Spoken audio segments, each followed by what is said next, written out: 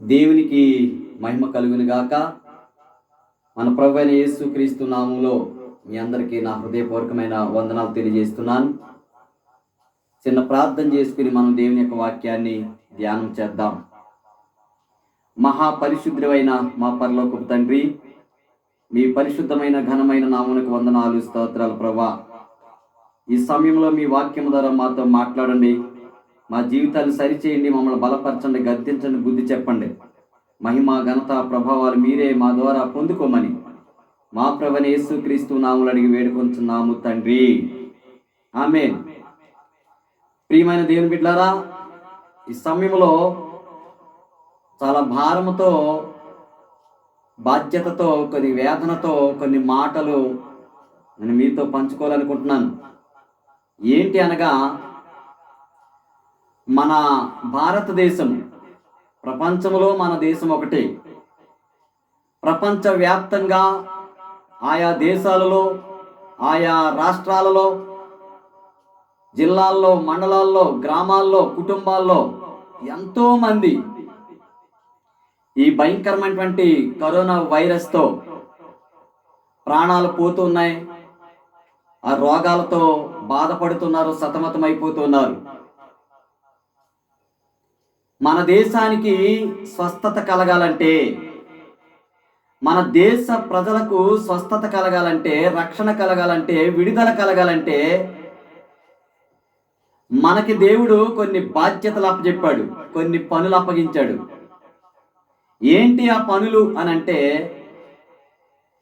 4 పనులు మనం ఈ రోజున మనం నేర్చుకోబోతున్నాం. వాటిని చేద్దాం. చేస్తున్న వారిని బట్టి వందనాలు, చేయలేకపోతున్నటువంటి వారిని నేర్చుకుందాం. మన దేశం బాగుపడాలంటే, మన దేశ ప్రజలు స్వస్థపరచబడాలంటే నీకు నాకు దేవుడు కొన్ని పనులు అప్పగిస్తా ఉన్నాడు. ఏంటి ఆ పనులు అనేటువంటిది మనం చూద్దాం. దినవృత్తాంతాల 2వ గ్రంథము 7వ అధ్యాయము 13వ వచనం నుంచి మనం చూద్దాం. దినవృత్తాంతాలు 2వ గ్రంథము 7వ అధ్యాయము 13వ వచనంలో మనం చూస్తే, దేవుడు సొలొమోను రాజుతో మాట్లాడుతున్నాడు. ఏమని మాట్లాడుతున్నాడంటే, వాన కురియకుండా, చూడండి 13వ వచనంలో, వాన కురియకుండా నేను ఆకాశమును మూసివేసినప్పుడే గాని, దేశమును నాశనము చేయుటకు మిడతలకు సెలవిచ్చినప్పుడే గాని, నా జనుల మీదకి తెగులు రప్పించినప్పుడే గాని, దేవుడు అంటున్నాడండి. వాన కురవకుండా నేను ఆకాశం మూసేస్తాను, మూసేసినప్పుడు భూమి మీదకి తెగుళ్ళు రప్పిస్తాను, తెగుళ్ళు రప్పించినప్పుడు భూమి మీద ప్రజలందరికీ నాశనాన్ని రప్పిస్తాను, నాశనాన్ని రప్పించినప్పుడు మీరు చేయవలసిన పని ఏంటి, మీరు చేయవలసిన పని ఏంటో తెలుసా అంటున్నాడు దేవుడు. సొలొమోనుతో మాట్లాడుతున్నాడు. ఏమని మాట్లాడుతుందంటే, నా పేరు పెట్టబడిన నా జనులు తమ్ము తాము తగ్గించుకొని, ఈ జనులందరూ కూడా ఏం చేయాలి? తగ్గించుకోమని చెప్పు ప్రజల్ని. దేశ ప్రజలు కానీ, రాష్ట్ర ప్రజలు కానీ, భూమి మీద ఉన్నటువంటి ప్రతి ప్రజల్ని ఏమని చేయాలి? తగ్గించుకోమని చెప్పు. తగ్గించుకోవాలంట మనం. ఈనాడు తగ్గింపు లేదు కాబట్టి దేవుడు తగ్గించుకోమని మాట్లాడుతున్నాడు. ప్రజల్లో తగ్గింపు లేదు. అహంకారం పెరిగిపోయింది, గర్వం పెరిగిపోయింది ప్రజలకి. ధన గర్వం, అధికార గర్వం, కుల గర్వం, మత గర్వం పెరిగిపోయింది. ఈ గర్వము నాశనానికి దారి తీస్తుందని వాక్యం ఉంది. నాశనానికి ముందు ఏం నడుస్తుంది? గర్వమే నడుస్తుంది. ఈ గర్వం ఉండటానికి వీలు లేదు. ప్రతి ఒక్కడు కూడా తగ్గించుకోవటం నేర్చుకోండి. ఈ గర్వం కూడా నాశనం తెచ్చి పెడతదని దేవుడు అంటా ఉన్నాడు. ఈ గర్వాన్ని బట్టి దేవుడు ఊరుకుంటాడా? మనలో, మన దేశంలో గర్వం పెరిగిపోతే, ఈ లోకంలో గర్వం పెరిగిపోతే దేవుడు ఊరుకుంటాడా? ఆకాశ వర్షాన్ని రానివ్వకుండా ఆకాశాన్ని మూసేస్తాడంట దేవుడు. తెగుళ్ళు పంపిస్తాడంట, మిడతలను పంపిస్తాడంట, రోగాలను పంపిస్తాడంట. అయితే దేశం స్వస్థపరచబడాలనే బాధ్యత నీకున్నట్లయితే, నా దేశమును నేను ప్రేమించుచున్నాను, భారతీయులందరూ నా సహోదరులు అని మనం అంటున్నాం కదా. నిజంగా నీకు నాకు దేశం మీద భక్తి ఉన్న వాళ్ళమైతే, దేశ ప్రజల్ని ప్రేమించిన వారమైతే, ఈ దేశ క్షేమం కోసం కోరుకున్న వాళ్ళమైతే నీవు నేను చేయవలసిన పని ఏంటి? మొదటిగానంటే ఈ వాక్య ప్రకారంగా తగ్గించుకోవాలి. రెండవది, 4 పనులు చెప్పాను కదా. మొదటిది తగ్గించుకోవటం, రెండవది ఏమంటే చెప్పనా, తగ్గించుకుని ప్రార్థన చేసి. రెండవది ఏం చేయాలి? మనం ప్రార్థన చేయాలి. ప్రార్థనలో స్వస్థత ఉంది, ప్రార్థనలో రక్షణ ఉంది, ప్రార్థనలో పాపక్షమాపణ ఉంది, ప్రార్థనలో మనకి నిత్య జీవం ఉంది. ప్రార్థన అంటే ఏంటి? దేవునితో మాట్లాడటం. ప్రార్థన అంటే దేవునికి మొరపెట్టడం.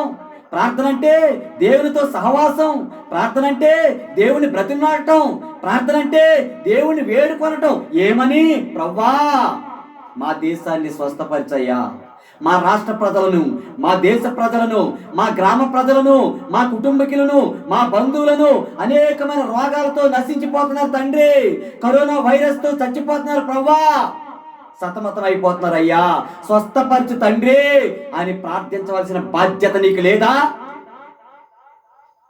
ఎవరో ప్రార్థన చేస్తారులే మా దేశం గురించి, ఎవరో ప్రార్థన చేస్తారులే మా గ్రామం గురించి, మా కుటుంబీకుల గురించి అని ఎవరి మీద ఆధారపడుతున్నావా? నీకు బాధ్యత లేదా ప్రార్థన చేయవలసినది? నువ్వు అడగవా దేవుణ్ణి? నువ్వు దేవునికి మొరపెట్టవా? అక్కడెక్కడో ఎవడో చచ్చిపోతే నాకెందుకులే, ఏ దేశంలోనో, ఏ రాష్ట్రంలోనో, ఏ గ్రామంలో ఎవడో చచ్చిపోతే నాకెందుకులే, నేను మంచిగా నా ఇంట్లో నేను క్షేమంగా ఉన్నానులే అని భోజనం చేసేసి టీవీలు చూసుకుంటా వ్యర్థమైనటువంటి రీతిగా సమయాన్ని గడుపుకుంటా ఉంటావా? భారతదేశ ప్రజల గురించి, ఈ దేశ ప్రజల స్వస్థత గురించి, ఆరోగ్యాల గురించి, క్షేమం గురించి ప్రార్థన చేయవలసిన బాధ్యత నీకు లేదా? దేవుడు కోరుకుంటున్నాడు ఏమని? ముందుగా తగ్గించుకో, రెండవది ప్రార్థన చేయమంటున్నాడు. ప్రార్థన చేస్తే ఎన్ని గొప్ప కార్యాలు జరుగుతాయి. ఇశ్రాయేలుకి భయంకరమైనటువంటి శోధనలు వచ్చినప్పుడు, భయంకరమైన శ్రమ వచ్చినప్పుడు, భయంకరమైన తెగుళ్ళు బాధలు వచ్చినప్పుడు ఆ శ్రమకు తట్టుకోలేక వారు దేవునికి ప్రార్థన చేశారు. అప్పుడు దేవుడు వారి ప్రార్థన విని వారి ఆపదలన్నిటిలో నుంచి విడిపించాడు. 107వ కీర్తనలో మనకి ఈ విషయాలు కనపడతాయి. రెండవది ప్రార్థన చేయాలి. మూడవది దేవుడు అంటా ఉన్నాడు చూడండి, నన్ను వెతకి. మూడవది మనం ఆయనను వెతకాలంట. దేవుడు కోరుతున్నాడు నన్ను వెతకాలి మీరు. మరి మనం ఏం వెతుకుతున్నాం? ఈ లోకంలో డబ్బు ఎలా సంపాదించాలా, అధికారం ఎలా సంపాదించాలా, ఆస్తులు ఎలా సంపాదించాలా, పేరు ఎలా సంపాదించాలని వీటి కోసం ప్రాకులాడుతున్నాం, వీటిని వెతుక్కుంటున్నాం. కానీ దేవుణ్ణి వెతుకుతున్నామా? మనము దేవుని సన్నిధిని వెతుకుతున్నామా? దేవుడు ఏమంటున్నాడంటే 14వ కీర్తన 2వ వచనంలో, వివేకము కలిగి దేవుని వెతుకువారు కలరేమో అని ఆకాశం నుంచి దేవుడు పరిశీలన చేస్తున్నాడంట. వివేకము కలిగి దేవుని వెతికేవారు కావాలని దేవుడు కోరుకుంటున్నాడు. ఆయన అంటున్నాడు ఏంటి? నన్ను వెతకాలే. మూడవ పని నన్ను వెతకాలే. వెతకడం అంటే ఏం వెతకాలి? ఆయన నీతిని వెతకాలంట, ఆయన రాజ్యాన్ని వెతకాలంట. మత్తయి సువార్త 6:33 చెప్పాడు, మొదట నా నీతిని, నా రాజ్యమును వెతకండే, అప్పుడు మీకు ఏం కావాలో, స్వస్థత కావాలో, ఆరోగ్యం కావాలో, రక్షణ కావాలో, పాపక్షమాపణ కావాలో, ఆస్తులు కావాలో, అంతస్తులు కావాలో అన్నీ కూడా అనుగ్రహిస్తాను. ముందు నన్ను వెతకండి అంటున్నాడు దేవుడు. మూడవది ఆయనను వెతకటం. నాలుగవది చూడండి, నన్ను వెతకి తమ చెడు మార్గములను విడిచిన ఎడలా. నాలుగవది దేవుడు మన నుండి కోరుకుంటున్నాడు ఏంటంటే చెడు మార్గాన్ని విడిచిపెట్టాలంట. మనం చెడు మార్గం ఏముంది మరి మన దగ్గర? చెడు మార్గం అనేది నీవు నన్ను నేను పరీక్షించుకోవాలి. నీ దగ్గర ఏ చెడుతనం ఉందో నీకు తెలీదా? నా దగ్గర ఏ చెడుతనం ఉందో నాకు తెలీదా? సామెత గ్రంథం 3:7 ఒక మాట రాయబడినది ఏమంటే, నేను జ్ఞానిని కదా నీవు అనుకొనవద్దు, యెహోవా యందు భయభక్తులు కలిగి చెడుతనాన్ని విడిచిపెట్టు, అప్పుడు నీ దేహమునకు ఆరోగ్యం, నీ ఎముకలకు సత్తువ కలుగుతుంది అని ఉంది. చెడుతనాన్ని బట్టి కూడా మనకి నాశనం తటస్థిస్తుందంట. చెడుతనాన్ని బట్టి రోగాలు వస్తాయంట. చెడుతనాన్ని బట్టి నాశనం వస్తుందంట ప్రియమైన దేవుని బిడ్డారా.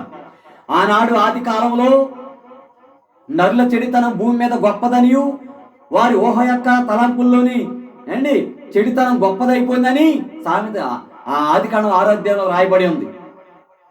నరుల చెడుతనం భూమి మీద గొప్పదైపోయింది, వారి తలంపులలోని ఊహ అంతా ఎల్లప్పుడూ కేవలం చెడ్డదని దేవుడు చూచి తాను భూమి మీద నరులను సృష్టించినందుకు హృదయంలో సంతాపపడ్డాడంట. అప్పుడు ఆ తరం వారిలో నోవాహు ఒక్కడే నీతిమంతుడిగా ఉన్నాడు కాబట్టి నోవాహు తన కుటుంబం మాత్రమే రక్షింపబడింది. చెడుతనం కలిగిన వారందరూ కూడా జలప్రళయం ద్వారా దేవుడు వారిని నాశనం చేసేశాడు.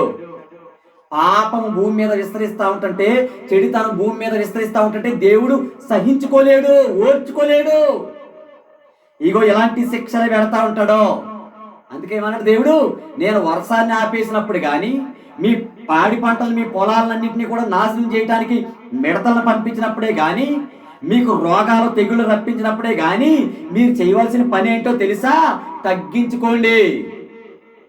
రెండవది ప్రార్థన చెయ్యండి. మూడవది నన్ను వెతకాలే అన్నాడు దేవుడు. నాలుగవది చెడు మార్గాన్ని విడిచిపెట్టాలి. చెడు మార్గాన్ని విడిచిపెట్టాలి. చెడు మార్గాన్ని విడిచిపెట్టినటువంటి ఒక పట్టణాన్ని మనం చూద్దాం. నినివే పట్టణం. నినివే పట్టణస్థులు భయంకరమైనటువంటి దుర్గతిలో ఉన్నారంట, అంటే భయంకరమైన పాపంలో ఉన్నారంట. ఆ పాపాన్ని దేవుడు చూసి తన సేవకుడైనటువంటి యోనాతో దేవుడు మాట్లాడాడు. యోనా, నువ్వు వెళ్ళి నినివే పట్టణానికి వెళ్ళి ఆ పట్టణానికి దుర్గతి వచ్చినని ప్రకటించు అని చెప్పాడు. అయితే యోనా దేవుని మాట వినకుండా వేరే మార్గాన్ని పోతున్నటువంటి సంగతి మనకు తెలుసు. అప్పుడు దేవుడు యోనాని శిక్షించిన సంగతి తెలుసు తుఫాన్ ద్వారా. ఆ తర్వాత యోనా చేప కడుపులో ఉండి 3 రోజులు ఉపవాసం ఉండి ప్రార్థన చేసిన తర్వాత అప్పుడు బుద్ధి తెచ్చుకుని నినివే పట్టణానికి వెళ్ళాడు. వెళ్ళి చూడండి, యోనా గ్రంథంలోకి రండి. యోనా 3వ అధ్యాయము 4వ వచనం చూడండి. యోనా 3వ అధ్యాయము 4వ వచనం. యోనా పట్టణంలో ఒక దిన ప్రయాణము అంత దూరం సంచరించుచు ఇక 40 దినములకు నినివే పట్టణముకు నాశనమగునని ప్రకటన చేయగా నినివే పట్టణపు వారు దేవుని యందు విశ్వాసం ఉంచి ఉపవాస దినము చాటించి గనులేమి అల్పులేమి అందరిని గోనె పట్ట కట్టుకొనిరి. గనులైనటువంటి వారు, ఘనమైనటువంటి వారు, అధికారం కలిగినటువంటి వారు, పెద్దవారు, చిన్నవారు, కులం మతం బాధం ఏది లేకుండా, ఏ భేదం లేకుండా అందరూ కూడా గోనె పట్ట కట్టుకున్నారంట. అంటే తగ్గించుకున్నారు ప్రియమైన దేవుని బిడ్డలారా. తర్వాత చూడండి 6వ వచనం. ఆ సంగతి నినివే రాజునకు వినబడినప్పుడు అతడును తన సింహాసనం మీద నుండి దిగి తన రాజ్య వస్త్రములు తీసివేసి గోనె పట్ట కట్టుకుని బూడిదలో కూర్చుండెను. నినివే పట్టణ రాజుగారు కూడా ఆ సంగతి విని, అయ్యో నా పట్టణానికి దుర్గతి రాబోతుందా, నా పట్టణానికి నాశనం వస్తుందా, అంటే ఈ ప్రజలందరూ చచ్చిపోతారు, ఈ ప్రజలందరూ నాశనం అయిపోతారు, ఈ పట్టణం అంతా నాశనం అయిపోతుంది. కాబట్టి పట్టణ ప్రజల రక్షణ కోసం, పట్టణ ప్రజల క్షేమం కోసం, వారి బ్రతుకు కోసం ఈ రాజుగారి సైతం సింహాసనం మీద దిగి వచ్చి తన రాజ్య వస్త్రాలను తీసివేసి గోనె పట్ట కట్టుకుని తగ్గించుకుని బూడిదలో కూర్చున్నాడు రాజుగారు. ఈనాడు నీకు నాకు తగ్గింపు జీవితం ఉందా? ఎవడెలా పోతే నాకెందుకు, ఎవడెక్కడ చస్తే నాకెందుకు అని అనుకుంటున్నామా? ఒక భారతీయుడిగా భారతదేశ ప్రజల క్షేమాన్ని కోరిన వారమైతే నీవు నేను ఈ రోజు నుంచే ఇంతవరకు ప్రార్థన చేస్తున్న వారందరిని బట్టి చాలా సంతోషం, దాని దేవునికి మహిమ. ఒకవేళ చేయలేని వారు అన్నట్లయితే మనం ఏం చేయాలి? ఈ రోజు నుంచే మనం తగ్గించుకుని, నువ్వు దేశం మీద ప్రేమ కలిగిన వాడు అయితే, దేశ ప్రజల క్షేమాన్ని కోరిన వాడు అయితే తగ్గించుకో, దేవునికి ప్రార్థన చేయి. ఏం చేసేటప్పుడు 7వ వచనం చూడండి. మరియు రాజైన తానును ఆయన మంత్రులను ఆజ్ఞేయగా, ఒకవేళ దేవుడు మనసు తిప్పుకొని పశ్చాత్తపడై మనం లయము కాకుండా తన కోపాగ్ని చల్లార్చుకుని గనుక మనుషులు ఏది పుచ్చుకొనకూడదు, పశువులు గాని, ఎద్దులు గాని, గొర్రెలు గాని మేత మేయకూడదు, నీళ్లు త్రాగకూడదు అని చెప్పి రాజుగారి ప్రకటన చేయించాడు. తర్వాత 9వ వచనం చూడండి.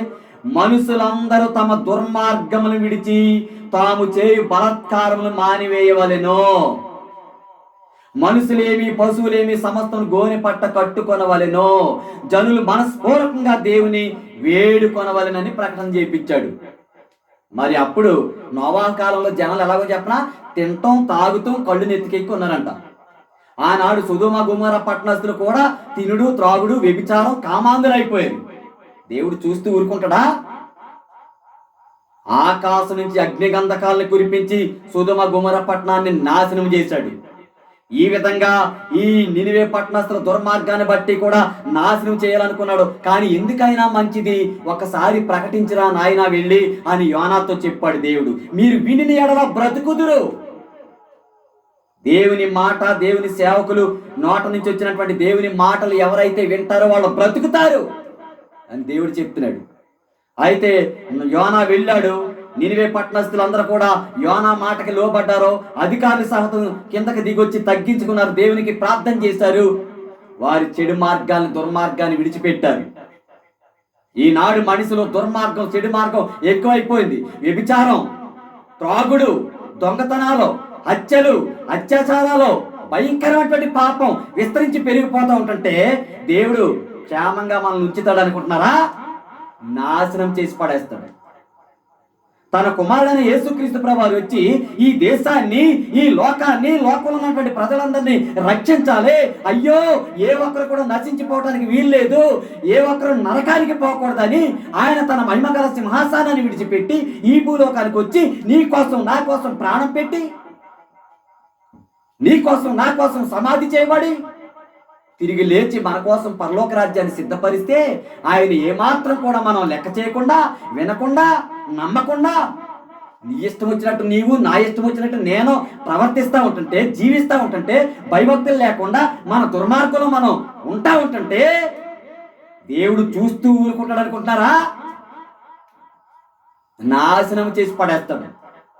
దుర్మార్గాలను విడిచిపెట్టారు నినివే పట్టణస్తులు. చూడండి తర్వాత 10వ వచనం.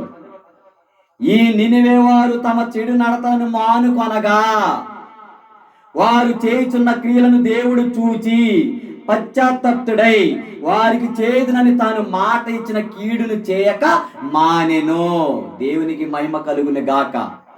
వీళ్ళ ప్రార్థనా జీవితాన్ని చూశాడు దేవుడు. వీళ్ళ పశ్చాత్తాపం, వీళ్ళ మారు మనసు, వీళ్ళ వినయం, విధేయత, భయము, భక్తి దేవుడు చూచి వాళ్ళ మీదకి రప్పించాలనుకున్న కీడును, తెగుళ్ళు, ఏ రకమైన తెగుళ్ళు రప్పించేవాడో, మరి ఏ రకమైనటువంటి నాశనం రప్పించేవాడో తెలియదు, కానీ ఆ నాశనం నుంచి తప్పించుకోగలిగినారు నినివే పట్టణస్తులు. ఈనాడు మనము ఈ వైరస్ నుంచి ఇంకా రాబోయే కాలంలో ఎటువంటి రోగాలు సంభవిస్తాయో తెలీదు, ఎటువంటి నాశనం సంభవిస్తుందో మనకి తెలీదు. ఇది ఎప్పుడు అంతమవుతుందయ్యా అని అంటే నీలోను నాలోను మార్పు రావాలి. నీవు నేను పశ్చాత్తాపడాలి, నీవు నేను తగ్గించుకోవాలి, నీవు నేను దేవునికి ప్రార్థన చెయ్యాలి, నీవు నేను ఆయనను వెతకాలి, నీ చెడుతనం నా చెడుతనాన్ని విడిచిపెట్టాలి. మనస్ఫూర్తిగా దేవుని వేడుకోవాలి. ప్రభువా మమ్మల్ని క్షమించు, నన్ను క్షమించు, నా కుటుంబాన్ని క్షమించు, మా దేశాన్ని క్షమించయ్యా, మా పాపాలను క్షమించయ్యా అని మనం దేవునికి మొరపెట్టవలసిన బాధ్యత ఉంది. చూడండి, మళ్ళీ రండి దినవృత్తాంతాల 2వ గ్రంథం 7వ అధ్యాయంలోకి. ఆ తర్వాత చూడండి, వారి చెడు మార్గములను విడిచిన ఎడల ఆకాశం నుంచి నేను వారి ప్రార్థన విని వారి పాపాలను క్షమించి వారి దేశమును స్వస్థపరచుదును. చూసారండి, మన దేశాన్ని స్వస్థపరుస్తాడంటే ఈ 4 పనులు మనం చేసినప్పుడు మన దేశాన్ని స్వస్థపరుస్తాడంటే ప్రియమైన దేవుని బిడ్డారా. కనుక మనము తగ్గించుకుందాం. 2వది ప్రార్థన చేద్దాం. 3వది ఆయనను వెతుకుదాం. 4వది మన దగ్గర ఏదన్నా చెడు మార్గం ఉంటే, చెడు పనులు ఉంటే వాటిని విడిచిపెడదాం. మనస్ఫూర్తిగా దేవుని దగ్గరికి వద్దాం, దేవుని క్షమాపణ కోరుకుందాం. మన భారతదేశం కొరకు ప్రార్థన చేద్దాం. ప్రతి రాష్ట్రం కొరకు, నాయకుల కొరకు, అధికారుల కొరకు, అందరి కొరకు ప్రార్థన చేద్దాం. ఎవరో ప్రార్థన చేస్తారంటే లేదు, రాజులు సహితం, నినివే పట్టణం రాజులు సహితం ప్రార్థన చేశారు. నీ దేశ నాయకుడిగా, ఈ దేశానికి నాయకుడిగా, ఈ రాష్ట్రానికి నాయకుడిగా, ఒక నియోజకవర్గానికి నాయకుడిగా, ఒక జిల్లాకి నాయకుడిగా ప్రార్థన చేయవలసిన బాధ్యత నీకు లేదా?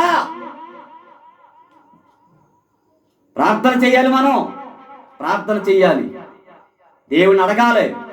దేవా స్వస్థపరచని ప్రార్థన చేసుకుందాం. మహాపరిశుద్ధుడైన మా పరలోకపు తండ్రి, మీ పరిశుద్ధమైన ఘనమైన నామమునకు వందనాలు, స్తోత్రాలు మా ప్రభువా. మీ వాక్యం ద్వారా మాతో మాట్లాడినందుకు మీకు స్తోత్రాలు. మా దేశం స్వస్థపరచబడాలంటే 4 విషయాలు మేము నేర్చుకుని ఉన్నాం ప్రవ్వా. నా తండ్రి, మేము తగ్గించుకోవాలని, రెండవది మేము ప్రార్థన చేయాలని, మూడవది మేము మిమ్మల్ని వెతకాలని, నాలుగవది మా చెడంతని మేము విడిచిపెట్టాలని నేర్చుకుని ఉన్నాం. ఆ విధంగా జీవిస్తూ ఈ దేశ ప్రజల్ని కొరకు మేము ప్రార్థన చేసి అందరూ క్షేమంగా సంతోషంగా ఉండి మిమ్మల్ని మేము నమ్మి మీరు వచ్చినప్పుడు మేము ఎత్తబడి మీ రాజ్యానికి వారసులయ్యేటువంటి గొప్ప భాగ్యం మాకు అందరికీ దయచేయమని, మా దేశమును స్వస్థపరచమని, ప్రపంచంలో ఉన్నటువంటి ప్రజలందరినీ స్వస్థపరచమని, నాయకులను అధికారులు అందరినీ కూడా మీరు రక్షించి దీవించి ఆశీర్వదించమని మా ప్రభువైన యేసుక్రీస్తు నామములో అడిగి వేడుకొనుచున్నాము తండ్రి. ఆమేన్. Thank you. Praise the lord.